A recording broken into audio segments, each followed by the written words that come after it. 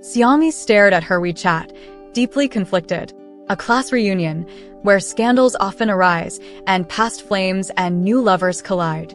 What if a heart-wrenching drama unfolds? What if someone gets rejected and loses their temper? What if an old rival from school decides to throw acid on her? But before she could keep worrying, her mother kicked her out the door. There was no need to agonize over it anymore. The reunion took place on the second floor of a packed hotel.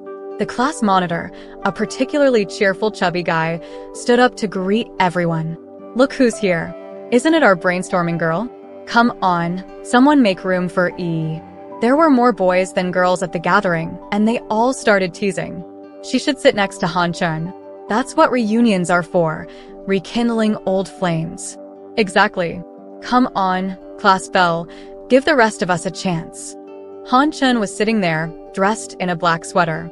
He still had that clean and fresh look from their school days, only now he wore glasses, giving him an even more refined and delicate appearance. Next to him sat Su Rong, the class belle back in the day. She just smiled and didn't move. Xiangyi didn't insist. She simply took a seat beside the chubby class monitor. After all, what was there to be insistent about? In school, she had already insisted on everything that mattered. Back in high school, Xiangyi and Han Chun were desk mates. Han Chun was the math class representative and was very good-looking. Even though he buried himself in his studies every day, he was still a popular figure in the school. Xiangyi, on the other hand, wore round glasses and constantly waged a guerrilla war with the teachers, reading extracurricular books during class.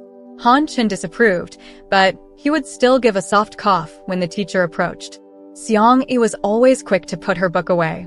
At the beginning of the semester, things weren't so harmonious between them. They had even argued. Xiangyi was a chatterbox, constantly telling Han Chun stories she made up.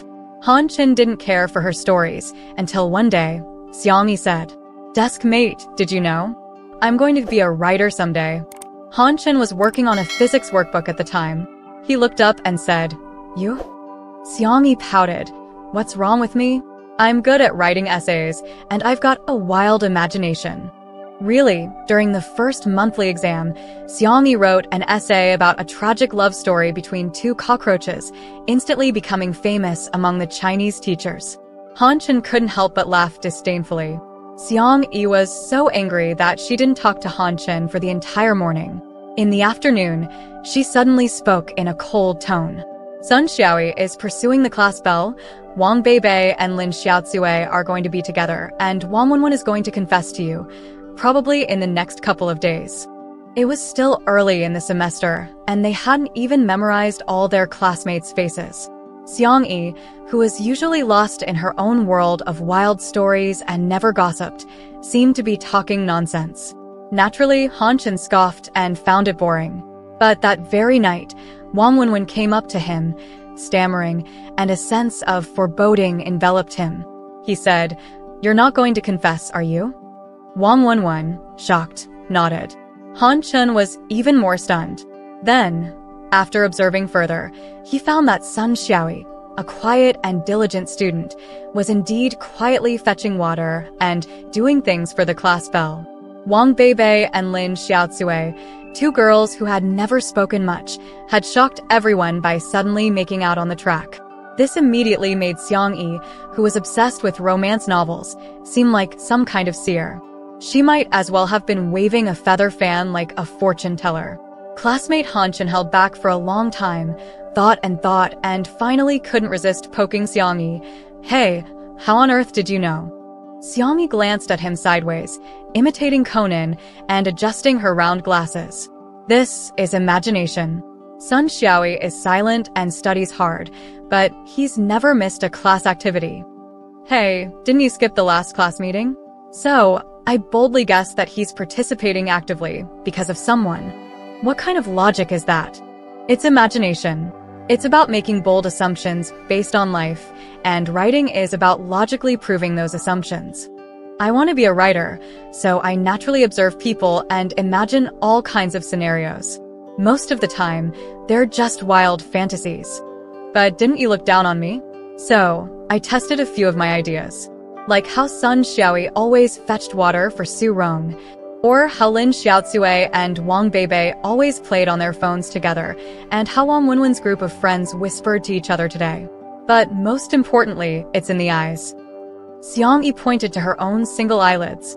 The way Wang Wenwen looks at you is the same as how you look at a math paper, determined to succeed. Han Chen was dumbfounded. The food was almost finished, and the first round of toasts began. The boys started cheering, insisting that a few class couples drink cross-cupped wine. Su Rong was pressured into several rounds, but awkwardly refused each time. Han Chen sat on the side, chatting with his buddies, while Xiang Yi focused on eating. During high school, she was so absorbed in her own world of fantasy that she didn't have many friends. Suddenly, Wang Wenwen shouted, "Hey, are we just going to let loose Xiang Yi and Han Chen off the hook?" Several boys immediately joined in.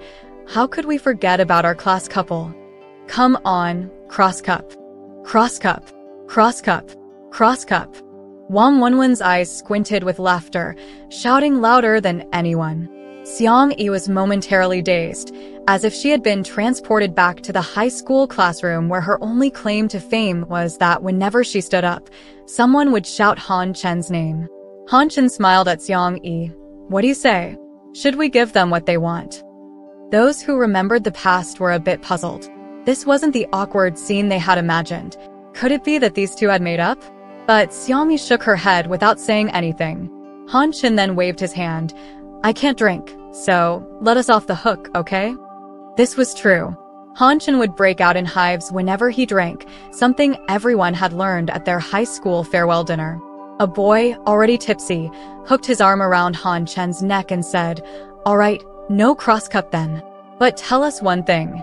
"What?" The boys exchanged knowing glances, a mischievous grin on their faces. "What were you two doing sneaking into the woods after school back then?" Immediately, the crowd erupted in teasing laughter. Han Chen glanced at Xiang Yi, a bit helpless. Should I tell them? This was a secret that belonged to the 17-year-old Xiang Yi. Whenever school let out, Xiang Yi was always the first to leave, sometimes even slipping out before the bell rang under the pretense of needing the bathroom. Over time, Han Chen became curious about where she went. He followed her one day and saw her cut through the woods, bypassing couples who were lost in their own worlds, and skillfully climbed up to the rooftop of the third floor using some discarded wooden planks. Han Chen thought, "Is this girl crazy?" Crazy or not, he still climbed up to see what she was up to. Xiang Yi was startled when she saw him. "What are you doing here?" "I was just passing by." "What are you doing here?" Xiang Yi thought for a moment and reluctantly said, "Since you're my desk mate, I guess I can show you." Han Chen sat next to Xiang Yi and realized this spot offered a great view, overlooking the entire school. "What do you do up here?" "Homework." "What kind of homework?" "Human observation." "What?" Xiang Yi spoke with conviction. To become a writer, one must read 10,000 books and travel 10,000 miles. We can forget about the miles until after the college entrance exam. As for the books, my sneaky reading in class isn't enough, so I treat people as books to read. Our school has over 1,000 students. That's over 1,000 books. I come up here every day, observing them and imagining their stories. Han Chen hesitated. "What have you imagined?" "See that senior over there? He's always the first to rush out of class, but then lingers around the bike shed for a long time." Xiang Yi adjusted her glasses. "What do you think?" Han Chen said, "Maybe he's in a hurry to use the bathroom?" "Is that what you call imagination?" Xiang Yi's imagination. Looming High School Senior Class 2, Student A is from an ancient and traditional vampire family. They only drink fresh blood, but for the sake of the girl he loves, he has to disguise himself as a high school student. The problem is, vampires grow fangs at night. As dusk approaches, despite his best efforts to control it, his fangs inevitably grow. If the teacher keeps them late, the consequences could be disastrous. So he always rushes out the moment school ends to inject a suppressant and retract his fangs where no one can see. What kind of nonsense is that? Is imagination just making stuff up? Great works begin with great imagination.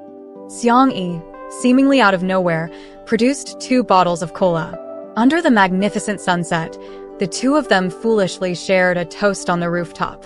For the first time, science-minded Han Chun realized that the seemingly ordinary campus could actually be such a magical world. There were girls returning from tragic love affairs in the Qing dynasty, young ladies who had suffered humiliation in the future and were reborn to seek revenge, superhumans with systems who upgraded by flirting, and future gang leaders currently enduring school bullying. What kind of brain does she have? Xiangyi said, "You dare say one, let's see." Han Chun could only smile vaguely and said, "What can I do?" This backfired immediately. The cheers and whistles almost blew the roof off the restaurant. Xiangyi rolled her eyes and continued eating. At that moment, Su Rong walked over. After all these years, she was still a goddess. She had obviously dressed up for the reunion, looking even more picturesque. She scolded, "Why do they always joke about these old stories? It's really tasteless." Then she turned around and said very affectionately to Xiangyi, "Don't mind them." Xiangyi felt something was off but didn't say anything, just nodded along. "You haven't seen Han Chun in a long time, right?" Su Rong looked at Han Chun from a distance and smiled. He hasn't changed a bit. Even if Xiangyi wasn't particularly sharp, she could sense a big moment was coming. Once the nostalgic veil of affection is lifted, comparison and being compared are the true themes of reunions. Sure enough. "Where do you work now?" "Me? I don't have a job. I write novels at home." Su Rong's eyes filled with pity. "Oh, it's not a big deal. Every job has its place. Not everyone can be like Han Chun, becoming an executive at a Fortune 500 company in such a short time. People, you know, are the most innocent in school. Once you grow up, you start to see the different levels." Xiangyi was speechless. "That's why I always told you not to get lost in your fantasies. Even now, as a girl, you need to be realistic. Otherwise, it'll be as awkward as it was in high school." Xiangyi thought to herself, "You might as well just say girls need some dignity." Su Rong flicked her hair confidently and said, "By the way, I work at a film company. Where do you write? You should try Jiang Originals. I know the editors there very well. Their top authors are all signed with our company. I can put in a good word for you, make things easier for you." "What company do you work for?" "Chrysanthemum Media." "Oh." Back in school, Han Chun's official CP was the class belle Su Rong, but after the sneaking into the woods incident, no one teased them anymore. Instead, they started teasing Xiangyi. Xiangyi was just average among the girls. She wasn't particularly disliked but was somewhat out of place. As Su Rong would say, she talks like she's sleepwalking. It was the same among the boys, but once she was linked with the heartthrob Han Chun, everything about her was magnified. Wherever Xiangyi went, people would watch her and whisper. Su Rong and a few other girls even banded together to ignore her. Whenever they saw her from afar, they'd make it a point to let out a little laugh. Even though Xiangyi was always lost in her imagination, she couldn't help but feel a slight, unnoticed embarrassment. Back then, she didn't even know if she liked Han Chun. She just felt that her world was empty. Being alone was fine, but having someone to share her stories with made it a little hard to let go. So she endured a lot, until just before the college entrance exams, she overheard Su Rong and Han Chun talking at the corner of the stairs. She knew Su Rong had set it up for her to see, but when the moment came, she still felt her heart tighten. For the last time, "I don't like her," Han Chun said impatiently, hands in his pockets. "I have nothing to do with Lu Xiangyi." "Actually, I know." Su Rong blinked her big eyes, beautiful and pure, and said gently, "How could you like her? She's so strange." "There's no need to be sad. Just like a princess won't fall for a frog, a little boy won't love a witch, and a prince who defeats a dragon will only be with a princess. Someone not liking you is the most natural thing in the world." But Xiangyi still shed tears. The real conflict erupted in the last 3 months of their senior year. Someone teased them again, even though by then they barely spoke. For some reason, Han Chun suddenly slammed his book down and got into a fight with the guy. "I have nothing to do with Lu Xiangyi. Are you fucking stupid? Can't you understand human language?" Boys at that age always seemed to use some cringeworthy methods to prove themselves. Xiangyi stood at the door, looking at Su Rong's eyes without meaning to. Su Rong didn't look at her, just focused intently on Han Chun, her prince, her heartthrob, her beautiful eyes curved with a smile. Han Chun sat back down, and just then the bell rang for class. Everyone returned to their seats, except the one next to him was empty. He looked up at the door and saw Xiangyi. This time, there was no dreamy haze in her eyes, only genuine sadness. In front of everyone, she said, word by word, Han Chun, is being associated with me that embarrassing? Before Han Chun could respond, she walked to her seat, quickly packed her things, and moved her desk to the back of the classroom where the trash cans were. The teacher came in at that moment, but didn't say anything for some reason. The whole class listened in silence as she noisily packed her things. With every step she took, it felt like her high school memories were dissipating. The Han Chun who watched human observation, with her on the rooftop, the Han Chun who covered for her in class, the Han Chun who brought her serious literature to read. They were all liars. Xiangyi took off her glasses and wiped away her tears forcefully. From that moment until graduation, she didn't say a word to Han Chun. It wasn't until Han Chun was in high school that he had his first dream he remembered the next day. In the dream, they were sitting on the rooftop. Below them, everything and everyone was in black and white, except for the girl with big eyes beside him, who was vibrant with color. She leaned close to him and said, Han Chun, I really like you. It was a dream that left him feeling warm and happy even after waking up. But after waking up, she no longer paid attention to him. She sat at the back of the class, next to a delinquent boy who had been moved there after bullying his previous desk mate and was now seated near the trash. Oddly enough, she got along well with this boy. Their conversations would occasionally reach the front, and as the vice class president, Han Chun would cough twice to remind them to quiet down. But he couldn't quiet his own mind. His thoughts would wander during physics problems, thinking about how that boy's face was always flushed and how he liked to make crude jokes. Did it mean he was overindulgent? What would he think when he saw such a pretty girl like Lu Xiangyi? Would he, like Han Chun, sometimes get distracted and daydream? Ugh, just thinking about it made Han Chun feel like crying. When he was younger, he had read a story in records of the Grand Historian where Emperor Wu of Han talked about building a house to hide his beloved, Lady Li. Back then, he didn't understand and just found the character for house difficult to write. He had no idea that one day, he too would meet a girl he liked so much that he would want to hide her away, just the two of them. There was a time when Xiangyi's world only included him. She wouldn't talk to anyone else. She only smiled at him, and the interesting stories she had were only shared with him. At first, he found it annoying and wished she would just be quiet. But then he found it interesting, and later, he became greedy. He wanted her to like him, not just as a desk mate, but in the way people express in love letters. One summer afternoon, she fell asleep, and after returning from playing basketball, he thought about covering her with his jacket. But his buddy saw him and teased, "You really like her, huh?" Afraid she might hear, he quickly shook his head. "That's good. Don't take it too seriously. She wouldn't like you." Han Chun's face, which had just softened for a second, instantly turned cold. "What do you mean?" "You say you don't like her," his friend said, oblivious, still smiling. "But have you noticed how others think she's odd? She's always like a little kid, not understanding much. A child's liking and a girl's liking are different. If you pay attention, you'll see." That day, Han Chun, distracted by these words, played so poorly in the basketball game that he got beaten up badly. When he looked at her again, she didn't seem as happy. Her eyes were foggy, with a kind of confusion, and she really was different from the other girls. She wouldn't shyly glance at him, nor did she care about any of his actions. She just saw him as someone she could talk to, someone who could accompany her. If it wasn't him, anyone else would do. 17-year-old Han Chun panicked.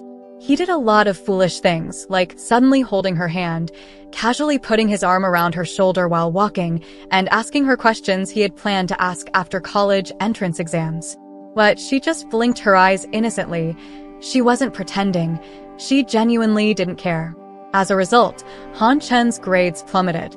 Before, just seeing her made his heart happy. Sitting next to her, the sweet scent she carried made him feel at ease. But after that, all he felt was a hollow bitterness. She was so close, so good, but she wasn't his. The thought of this made him sad. And in this world, the most selfish beings are probably children. They only know to eat when hungry, drink when thirsty.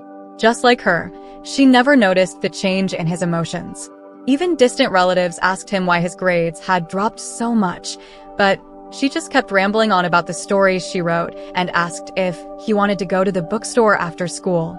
She never cared about him, but his parents did. "Son, you've always been a sensible child," his mother said. "It's your final year of high school, and you know the importance of this. As for why your grades dropped so much, I've already spoken with your homeroom teacher. I'm not the type of parent who's overly strict, but I'll give you a chance to handle this yourself. Just this once. If you can't handle it, I'll go to your class and deal with that girl myself." The classmates' constant teasing had already led the adults to believe they were a couple. Han Chen was incredibly grateful to his mother for giving him a chance to sort things out. He couldn't bear the thought of her actually going to his class. So, he desperately tried to distance himself from her, but she didn't even notice. Until that fight. The delinquent boy kept pestering her about sneaking into the woods, and Han Chen was incredibly annoyed. All his pent-up frustration boiled over, and he got into his first high school fight. After yelling at the boy, he turned around and saw the fear on his classmates' faces. They didn't dare provoke him anymore. It was also the first time he saw her cry. She stood there, clutching her thermos, like a wounded ostrich. Everyone's first love is a beautiful dream. But for Han Chen, now nearly 30, that scene remains a nightmare. At the class reunion, Xiangyi took a sip of her drink and then smiled. "Sorry, I really haven't heard of that." Su Rome was a bit surprised. She hadn't expected the once meek and timid Xiangyi to strike back. But she just smiled calmly. "No wonder. We usually only work with the top writers at Ljian, like Yanzisu." Xiangyi responded. "Oh, Yanzisu? From what I know, her last book was signed with Huaka, so it's unlikely she'd sign with any unknown small companies."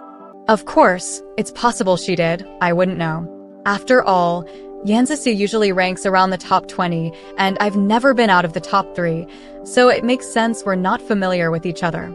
Su Rome was stunned. "When I was active on Ljian, my pen name was Chen Xiaolu. You've probably heard of it, right?"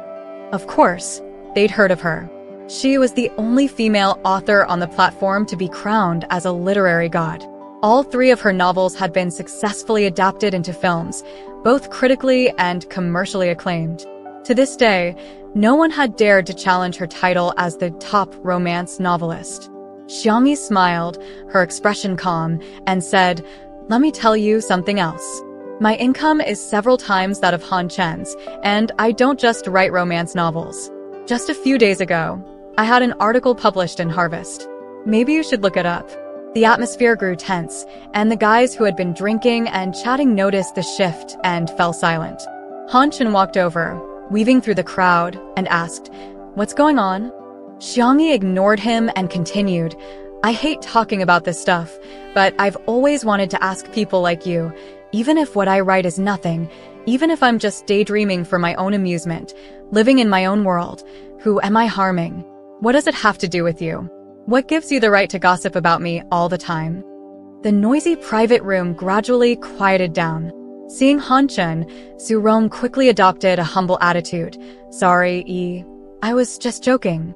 I didn't think you'd take it so seriously." At that moment, the class president stepped in to mediate. "Come on, old classmates, don't make it awkward. A drink will solve everything." Su Rome immediately downed her drink in one gulp. "It's my fault. I went too far. I'm sorry, Here, I'll drink first." Now, all eyes were on Xiangyi, as if saying, drink up, drink up. She's being so gracious. Why won't you drink?" Xiangyi's hands began to tremble, and her eyes uncontrollably welled up with tears. It felt like she was back in high school, reliving all those moments of helplessness and embarrassment. She grabbed her glass, wanting to down it quickly and leave. But just then, Han Qin took the glass from her. He picked up the half-finished drink that Xiangyi had been holding and downed it in one go. Since we're all here today, I want to talk about something, even though it's old news by now. It's something that meant a lot to both of us. It's about what happened back in high school. The reason I distanced myself from Xiangyi was because of our homeroom teacher and my mom. But the truth is, I liked her. I've always liked her. The crowd gradually quieted down as Han Qin took Xiangyi's hand. She may be a bit naive, living in her own world and not really knowing how to interact with others, but you don't have to worry about that. I'm here to take care of her. So, I'll drink this for her. Someone, trying to break the tension, shouted, "Looks like class reunions are really all about rekindling old flames." Everyone laughed and joined in. Han Qin smiled, pulled out a tissue to wipe Xiangyi's tears, and then said, "Rekindling what? Did we ever break up?" One of Han Qin's close friends smirked knowingly, while the rest of the crowd looked on in shock. I was lucky enough to do well in the college entrance exams, so I made a deal with my mom. Wherever Lu Xiangyi went to college, I would go to. She's too naive, and I didn't trust leaving her alone in a new city. I also wanted her to choose me when she was ready to date. I pursued Xiangyi for 3 years, and in our junior year of college, we finally got together. I'm especially grateful to her. She forgave me and gave so much to our relationship. And I'm even more grateful to fate for bringing us together at the best possible time, so that I can continue to protect her until she fully matures. He turned and kissed a stunned Xiangyi on the cheek. "Sweetheart, you didn't guess this, did you? It was me who planned for Mom to kick you out this morning."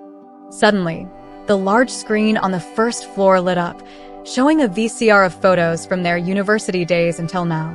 The day she finally accepted his confession, they took a Polaroid picture together by the river. He was holding her so tightly. When he went on an internship and got a high fever due to work stress, she took a day-long train ride just to see him. He snapped a photo of her from the bed as she cooked porridge for him, looking so serene and gentle, like a little wife. On their graduation day, she wore her cap and gown, braided her hair into 2 pigtails, and sat on his shoulders, smiling so brightly. In their shabby little rental, they celebrated his birthday together. The photo of them in the candlelight was particularly beautiful. The day they got the keys to their new home, she cried so much that her eyes were red, trembling as she made a peace sign. He laughed as he took the picture. Han Qin got down on one knee and took out a ring. "Honey, forgive this engineer for not coming up with anything more creative. Back in high school, I made you so sad, so I wanted to make it up to you at our class reunion. Will you marry me?" The friends who had been in on the plan started cheering, and those who didn't know the backstory clapped enthusiastically. Xiangyi had imagined countless scenarios for her proposal. Underwater, in a primeval forest, at 90,000 feet in the sky, with Ultraman and monsters, with the god of cookery, with Athena and Saya. But this man, the only one she had ever loved from high school to now, her boyfriend, was a no-nonsense engineer. All he could come up with was a cliched VCR, a cliched one-knee proposal, and a cliched diamond ring. But none of that mattered. As long as it was him, reality was better than any fantasy. She didn't need to hide, nor was there any reason to be afraid. For years, the girl who secretly read novels and the boy who coughed gently beside her had shared their imaginations on the rooftop of the 3rd floor. All those years of persistence, stubbornness, promises, and disappointments had finally blossomed into the most beautiful rose. "I will,"